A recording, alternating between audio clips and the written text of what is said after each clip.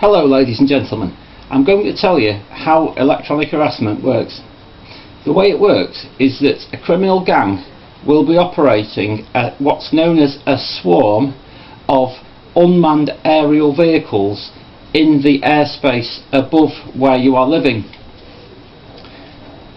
These unmanned aerial vehicles are a type of unmanned aerial vehicle called a quadrotor drone. What quadrotor means is it's got 4 propellers which need to be powered all the time in order for it to remain in flight.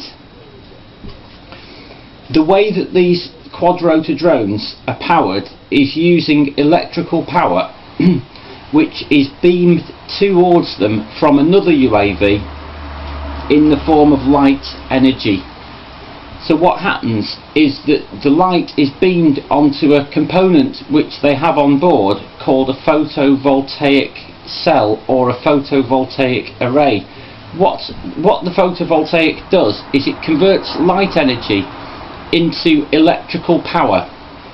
It works very similar to a solar cell that you might find on a pocket calculator that is solar powered.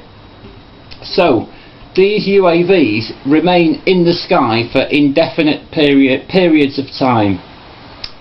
Each UAV has a component on it, an electronic component, which produces a beam of very tightly focused microwave radiation. What happens is, what they do is they point lots of these microwave beams at you at a chosen body part or location on your body at the same time. What happens is when the beams merge and join together, a great deal of heat is produced, and what that heat does is it causes cell death, which damages your internal organs. The best time for your perpetrators to cause harm to you in this manner is when you are asleep or whilst you are keeping still. That's why I'm advising all targets to not keep still if they can help it. They need to move around like I'm doing now. Have you noticed that that because they've just started hitting me with directed energy, I've started moving my body around, yeah? If you look at the way I'm moving, I'm alternating the position of my shoulders. I'm also moving my head around, yeah? Right? I've got reason to believe that the implant has been put into my body through my mouth while I was asleep, yeah? I woke up one day with a very, very sore throat. And the microchip implant that they've put inside my neck, it's probably about here where I'm pointing to now with my hand, okay? That's how they know where I am. They can see me as well. Someone told me they're using a technique known as Doppler radar, which is able to actually get an idea of whereabouts I am, regardless of any obstacles. So Doppler radar can actually help them effectively see through walls as well. So I've told you how it works. The source of your attack is not from like radio stations or mobile phone masts. It's from quadrotor drones, yeah, little quadrotor drones. If you want to know what a quadrotor drone looks like, okay, you can just go onto Google and type quadrotor drone in, or I'll actually show you. This is what a quadrotor drone looks like, yeah. Now this isn't the exact type of quadrotor drone that the perpetrators use.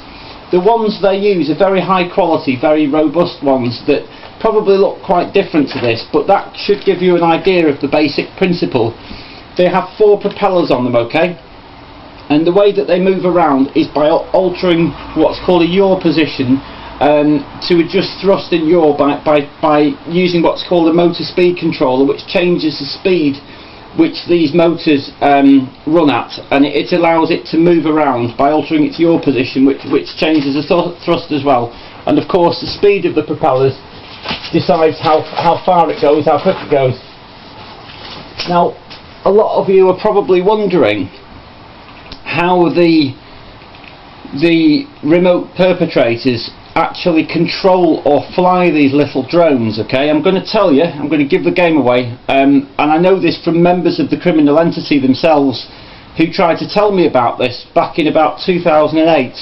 I didn't believe them. I did not believe it was possible, okay?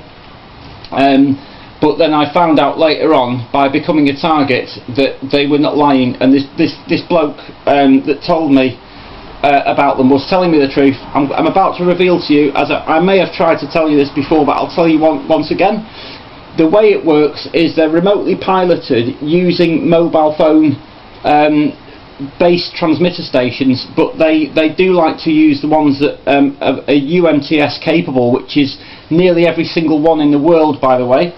I'm sorry to tell you folks that even in Iceland, they've now got UMTS mobile phones in Iceland now as well, so you can't go to Iceland and think you can get away with it, because it's not going to work, okay? You can't get anywhere. Every developed country, and even developing countries now, have got UMTS mobile phone based transmitter stations all over them. So you haven't got a cat in hell chance of escaping this. You can try flying around the world. The drones have got batteries on them, which they can fly for, you know, I don't know, many hours before they need to be recharged. And the other thing is the way they're powered. They're powered by stealing electricity from high voltage overhead electricity cables.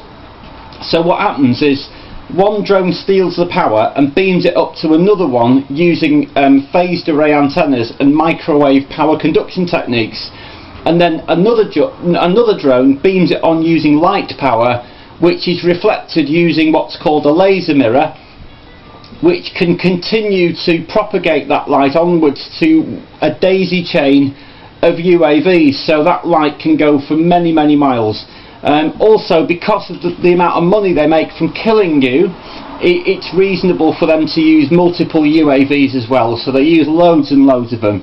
I mean, I've witnessed like 20 UAVs, even more than 20, in the sky at once, and they appear as little lights in the sky, okay, things that look like stars, because the huge giveaway is that they need light to be beamed at them so that they can remain in flight using stolen electrical power, and that's the absolute truth.